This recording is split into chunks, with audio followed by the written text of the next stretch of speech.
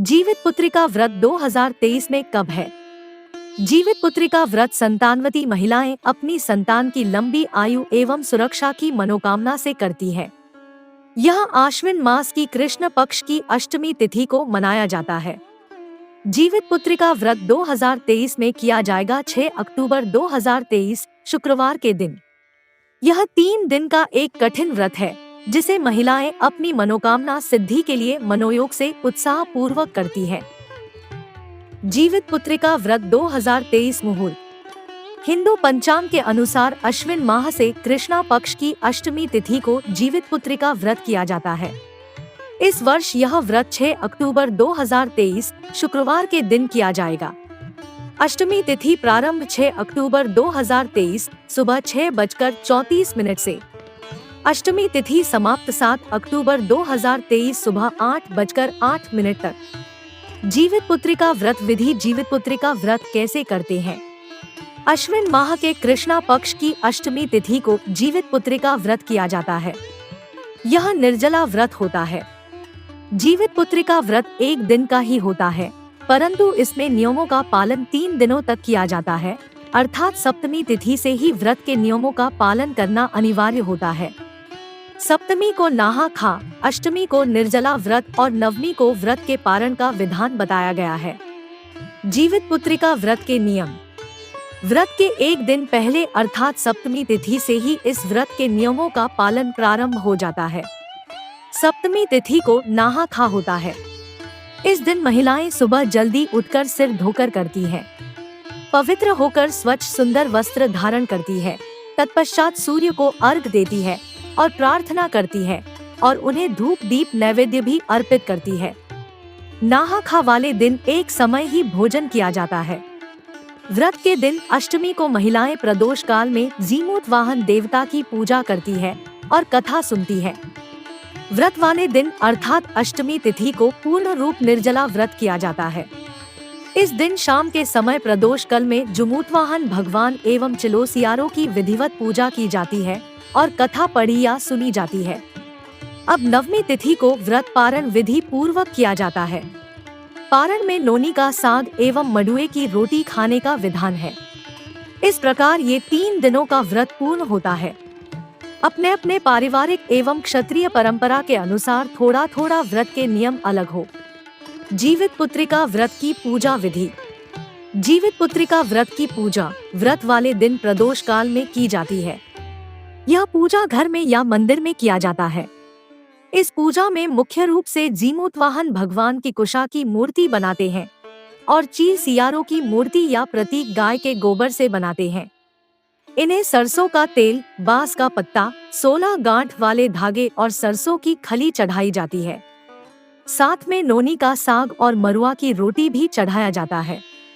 प्रदोष काल में इन सब की मूर्ति बनाकर स्थापित करते हैं। जीमूतवाहन भगवान की विधिवत पूजा की जाती है। उन्हें पंचामृत देकर चंदन, रोली, धूप, दीप अर्पित करते हैं। फल फूल नैवेद्य भी अर्पित करते हैं। जुमूतवाहन के पूजन के पश्चात चिलोसियारों की पूजा की जाती है। इन्हें श्रृंगार सामग्री चढ़ाते हैं। उनका सिंदूर और धूप दीप से विधिवत पूजन करते हैं। फिर इन्हें नोनी का साग और मडुआ की रोटी भी चढ़ाते हैं। इसके बाद कथा सुनते और सुनाते हैं। पूजन एवं कथा स्वयं भी कर सकते हैं या पंडित जी से भी करा सकते हैं। अंत में जीमूतवाहन भगवान को दूर्वा, पान सुपारी, इलायची इत्यादि अर्पित करते हैं। विधिवत पूजन और कथा के बाद आरती की जाती है। बाद में पंडित जी को दक्षिणा देकर उनका आशीर्वाद ले।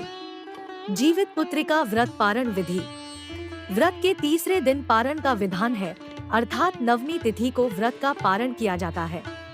पारण वाले दिन भी सुबह जल्दी उठकर स्नान आदि से निवृत्त हो सूर्य को अर्घ दे एवं पूजा करें। सूर्य अर्घ के बिना ना तो व्रत प्रारंभ होता है और ना ही पारण प्रारंभ होता है। कई जगह आज पारण के समय नोनी का साग, झोर भात और मडुवे की रोटी से पारण करते हैं। जीवित पुत्रिका व्रत कथा। भगवान जीमूतवाहन इस व्रत के एकमात्र देवता है। इनकी कथा ईश्वर प्रदत्त है। जीमूतवाहन गंधर्वों के एक राजकुमार थे, परंतु उनका चित्त राजपाट में बिल्कुल भी नहीं लगता था। इसलिए वह अपना राजपाट अपने भाइयों को सौंप कर जंगल में अपने माता पिता के सेवा हेतु अपने पत्नी के साथ चले गए। एक दिन जंगल में भ्रमण करते हुए उन्होंने एक बुढ़िया को विलाप करते देखा।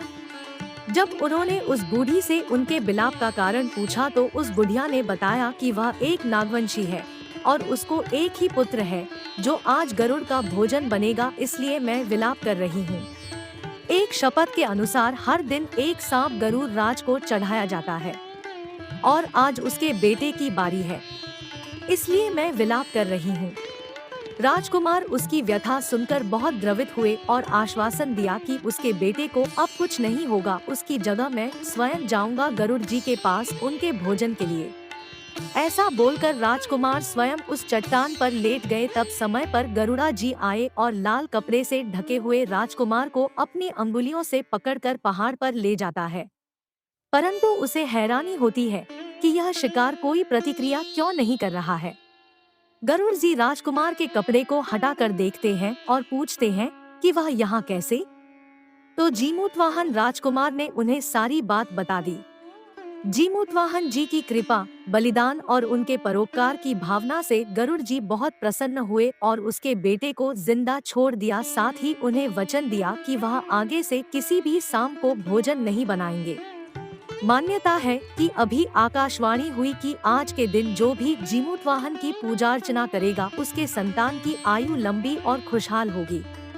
तभी से यह व्रत परंपरा में आ गया और महिलाएं इस व्रत को बहुत श्रद्धा विश्वास से करने लगी। चिलोसियारों की कथा। इस व्रत की एक दूसरी कथा भी बहुत प्रचलित है। उस कथा के अनुसार एक जंगल में एक चील और एक सियार नर्मदा नदी के पास रहते थे। एक दिन इन दोनों ने कुछ महिलाओं को आज के दिन व्रत पूजा करते देखा तो इन्हें भी इच्छा हुई करने की। इन दोनों ने उपवास व्रत रखा, परंतु सियारी को भूख बर्दाश्त नहीं हुआ तो उसने चुपके से एक मरा हुआ जानवर खा लिया, परंतु चील ने पूर्ण समर्पण के साथ उपवास और व्रत रखा। अब दूसरे जन्म में यह दोनों चील और सियार सगी बहनें बनकर जन्म लिया। यथा समय दोनों बहनों को जब बच्चे हुए तो चील के बच्चे स्वस्थ और खुशहाल रहते, परंतु सियार के बच्चे हमेशा कमजोर होते और मर जाते।